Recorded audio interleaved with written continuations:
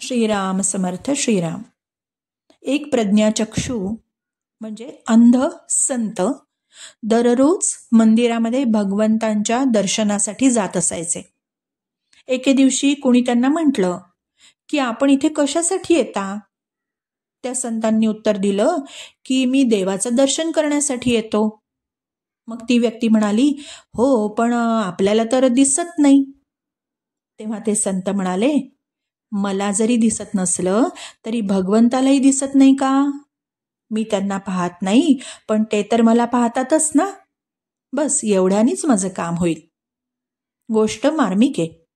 मर्म हेच की आपली रुची, आपली श्रद्धा त्याच्या ठिकाणी असली पाहिजे. संसाराचा त्याग करायचाच नाहीये, त्यातल्या आसक्तीचा त्याग करायचा आणि भगवंताकडे लक्ष लावायचं. हातानी काम, मुखानी नाम. ज्या अर्थी मनुष्य शरीर दिलेलं आहे भगवंतांनी, त्या अर्थी त्याच्याकडून मुक्तीच्या प्रयत्नांचीच अपेक्षा आहे. नाहीतर प्राण्यांचाही जन्म दिला असता ना. म्हणून आपल्या उद्धारासाठी तत्परतेने प्रयत्न करणं हा या मनुष्य जीवनाचा गोल, उद्दिष्ट असायला हवं. पण बरोबर याकडे दुर्लक्ष करून मनुष्य विविध विषयांमध्ये गुंततो, रमतो. मग तो नाराज होतो, एक्साइटेड होतो, हतबल होतो.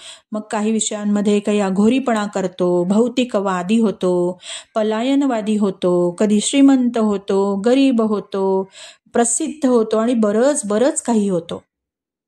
फार कमी लोकांना जीवनाचं उद्दिष्ट पूर्ण करण्याची ओढ असते. आणि जोपर्यंत ते उद्दिष्ट सफल होत नाही, भगवत प्राप्ती होत नाही, तोपर्यंत वारंवार जन्ममरणाच्या फेऱ्या सुरू राहतात.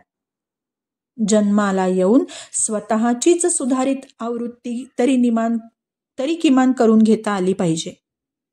स्वतःची सुधारित आवृत्ती.